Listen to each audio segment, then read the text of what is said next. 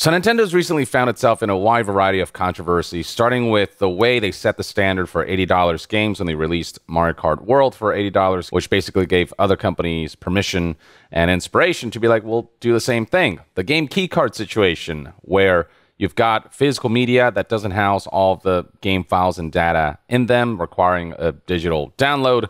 You've got the recent price increase for the Nintendo Switch. The prices for the original Switch have gone up significantly.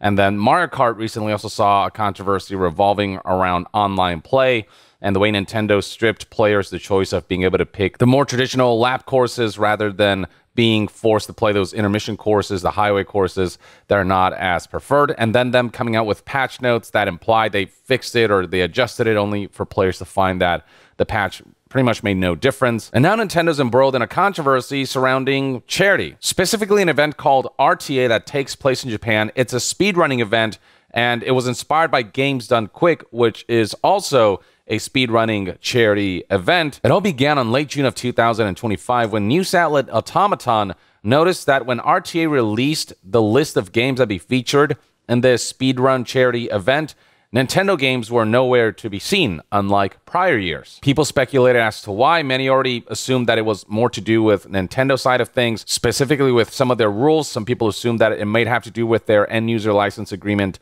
asking users not to publicize bugs or exploit them for improper use. And the thing about speedrunning is that it's all about using those bugs and exploits and overcoming those technical limitations in order to finish the game within a time frame that it wasn't meant to be. But all we could do was speculate until 4 days ago when RTA published the following tweet that reads, "Notice regarding the use of Nintendo games at RTA in Japan." Embedded in the post was a link to the following article that they published on their official website, where they explained exactly what happened. Now, this is a Google translation from Japanese, but you'll get a general gist, a pretty good idea of what their message conveys. So it reads right here, "Notice regarding the use of Nintendo games in RTA in Japan.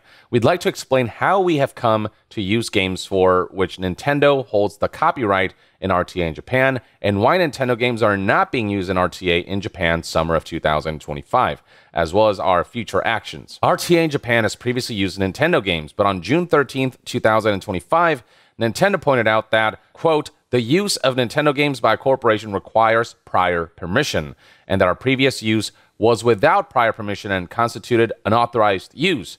RTA in Japan wishes to continue using Nintendo games and has begun discussions with Nintendo regarding permission. As of now, the decision has been made that RTA in Japan will submit individual licensing applications to Nintendo for each event and game. However, for RTA in Japan summer 2025, we were unable to clearly determine how to handle this at the time the participating games were announced, so we have decided not to use Nintendo games.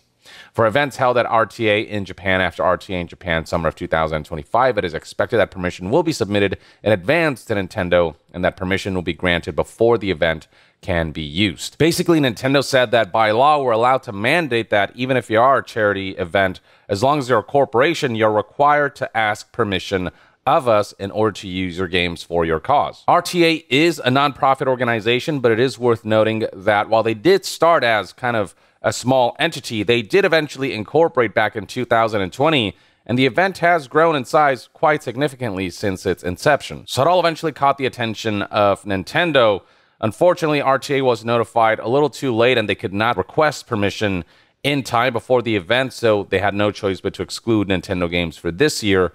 And they're hoping that next year they'll be able to have enough time to be able to submit all of the permission requests that will allow them to stream Nintendo games again. Now, regardless of what Nintendo's entitled to, you can imagine that this has all generated quite a bit of backlash for Nintendo. It's not been good for optics. But before we get to that, you know what is good for you? The sponsor of today's video, Gruns. This, ladies and gentlemen, is a comprehensive nutrition snack that basically gives you all of the supplements and nutrition elements that you would need in a really convenient package. So I'm someone who's really busy all the time, and it's hard to keep track of everything that I intake. And so what you get here is a convenient way to just be able to snack on something that is delicious and get all the nutrients you would need. One pack of these, as you can see right here, contains over 20 vitamins and minerals, as well as 60 ingredients that are full of nutrients and whole foods. And you just open one of these up, and they're actually really delicious to eat. Yeah, I mean, they're really nice and sweet, almost like a honey candy gummy of sorts. You eat 1 packet a day, with each packet containing 8 gummies. The idea being that 1 gummy just isn't enough for all the nutrients. And the focus with these is to give you better gut health, more energy, better immunity, recovery, beauty, and cognition. So to that end, this contains 3 times the amount of dietary fiber compared to the leading green powders, for example. It contains biotin and niacinamide, which supports thicker hair, nails, and skin health overall. It's got super mushrooms that help with the health of your brain, your gut, and just overall general body health. And it's got all the vitamins you'd need. It's got vitamin C, for example, which reduces immunity-damaging, stress-inducing free radicals. And the fact that they're so easy to grab from this bag, you just take one out, just rip one open, and start eating them, and they taste so good, and so that motivates you to keep eating them.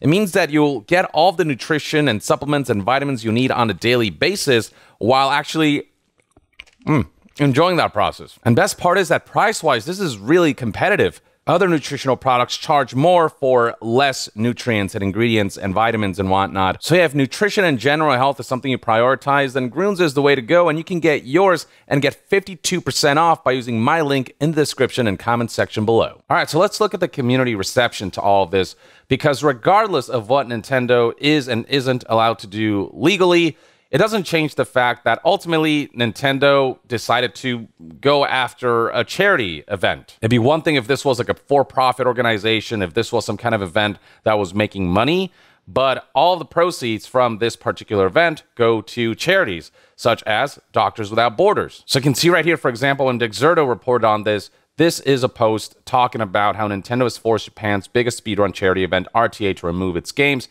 After years of use, they told them each title now requires approval. This is a post that has garnered tons of interaction. So, almost 1 million views as of the recording of this video, tens of thousands of likes, and plenty of people dissing Nintendo. So right here we have a gif of Mario and Luigi fist bumping each other, and the post here reads, Nintendo executives after preventing a charity from playing their games. Other folks posting things like, what's wrong with you, Nintendo? And some of the top posts include, peak Nintendo here, highest selling console ever, while also being one of the most anti-consumer gaming companies on earth. The strength of their first-party titles actually allows this paradox to not collapse itself. Here's another post from Pirate Nation that reads, Nintendo forces Japanese charity speedrun event to remove its games from the lineup, citing unauthorized use. Organizers must now seek permission for every game. Once again, hundreds of thousands of views, tens of thousands of likes, and tons of people lambasting Nintendo. Some people going as far as saying things like it is extremely ethical to pirate Nintendo products, and this has garnered almost 10,000 likes. And if you go to news outlets like Games Radar, who've reported on this, and go to the comments section, you see that there's general protest and dissent against this move on Nintendo's part. There's this sentiment that Nintendo's being very petty when it comes to what is a charitable event. One that, serves everyone. The speedrunners get to have their moment in the spotlight. Charities get to get incredible contributions, and Nintendo itself gets to have their games and their products promoted, and they get to have good optics out of it, but instead, they decided to go the course of enforcing laws strictly to a point where it's generated tons of backlash, especially because charities are involved. People feel like Nintendo being as controlling as they are in this specific instance is just a step too far. Even in pro-Nintendo news outlets like Nintendo Life, comments are saying things like, that really is quite pathetic. Nintendo always got to be the asshole of the group. Holy, that's really bad if Nintendo really doesn't make their public image look good, especially when you think of how they like to try to portray themselves. Now, on the other side of things, you've got Japanese commenters who have kind of lived in Japan and understand Japanese copyright law better, who are providing sort of a more neutral stance where, they certainly don't deny that it is a bad look for Nintendo, but they also understand that, these kinds of procedures have to be followed. These are translated posts from Japanese Twitter users who said things like, I can see how hard everyone is working as a volunteer, and I understand the frustration of Nintendo game RTA runners who are unsuccessful this time. I also understand Nintendo's position as a company that wants to be honest, so no one is at fault. Here we have another post that reads as follows. First of all, thank you to the event organizers for your hard work in dealing with this. It's true that they were at fault for letting things slide, but I also think that it was thanks to that things were able to go ahead. It's true that the scale of the event has grown so much that they've had to say that what's no good is no good. Everyone knew this, so I don't think there's any point in just criticizing it. Essentially, this was bound to happen when an organization is at the scale that RTA is right now and is also incorporated and taking official sponsorships, even if it's for charity. Nintendo is still going to be very stringent about making sure that their products are being used properly, that proper permissions are seeked out, so on and so forth. And look, Nintendo is within their right to do that, but It's freaking charity, man. There were other ways to handle it where Nintendo could have been like, okay, this year we'll allow this to slide. You didn't seek our permission, but we will just let you do what you do. Next year, though, make sure you submit the proper permissions. Like, we can talk about the laws and what Nintendo's entitled to and what they're not entitled to. But at the end of the day, the companies can decide how heavily they want to enforce those laws.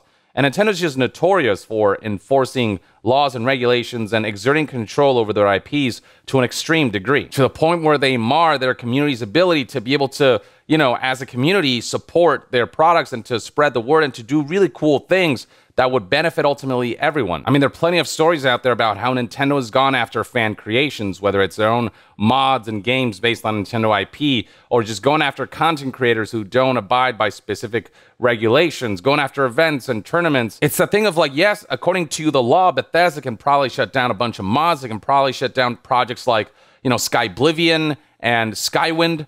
But Bethesda knows that so much of the longevity of their games and their community lies in mods and whatnot, so they're deciding to not enforce those laws and letting people kind of go ham with the creations that the community can partake in. Nintendo can do the same here and just look the other way for this year at least and let the charity event run as is, but they have decided to be very stringent, and, you know, that's on Nintendo to enforce. And they're within their rights to enforce that, but it is going to negatively impact the charitable event, in the sense that, you know, a lot of people might come to these events to watch Nintendo games, in particular, Nintendo games being sped run.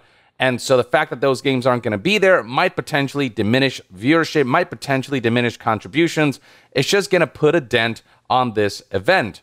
And so ultimately what it all results in is Nintendo marring charity. It is kind of the ultimate result of all this, regardless of what's legal and what isn't legal and what Nintendo is and isn't entitled to. So it's just a bad look all around. And Nintendo does have a habit of engaging in ways where they're legally allowed to do what they're doing, but it's just a bad look and ultimately is detrimental to everyone. I mean, when you look at their history with events like tournaments for Super Smash Bros., back in 2013, there were reports of Nintendo wanting to shut down the Super Smash Bros. Melee Evo event alongside its stream. And eventually Nintendo did pull out of Evo altogether because Sony acquired Evo back in 2021, and Nintendo just from then on didn't want any part to do with Evo, just because a competitor is attached to it now, and I don't know how that serves anyone. It's just going to result in the Smash Brothers scene being diminished, which is bad for players and for Nintendo as well, who want their IPs to have a certain longevity to them. They even shut down third-party Smash Brothers tournaments like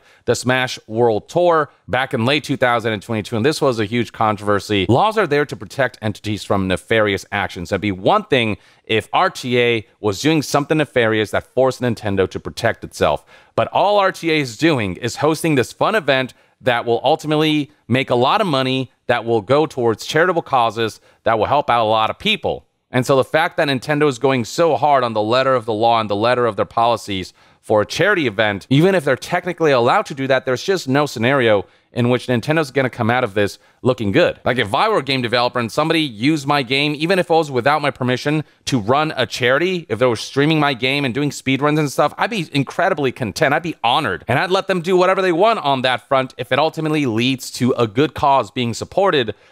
But Nintendo, just in their very corporate way, just has pulled a move that, again, ultimately harms everyone across the board, especially Nintendo and the optics surrounding them. So it's just a classic case of Nintendo shooting itself in the foot, but the hope is that proper permissions are submitted for next year and that Nintendo games ultimately can come back to RTA. RTA seems to be optimistic that once permission requests are submitted, Nintendo will be good to say yes, but it's the fact that they didn't submit those permission requests as a corporate entity that led to this whole situation. So on one side, you could argue that that's on RTA. They should have gone through the proper channels. But on the other end, Nintendo, you can let this slide and you'll be okay and you'll be supporting charity. What's so wrong about that, you know? But I don't know. That's one man's take. I'd love to hear what your thoughts and opinions are on Nintendo's actions against RTA and where you stand within this particular issue. Do you think it's on RTA because they didn't go through, you know, the proper processes that they should have? Or do you think Nintendo should have been more relaxed on this given the nature of the event and how it's for charity? Share your thoughts in the comments below, and to be further updated on all things gaming news, reviews, and discussions, stay tuned right here on Young Yeah. I'll see you guys next time. Young out.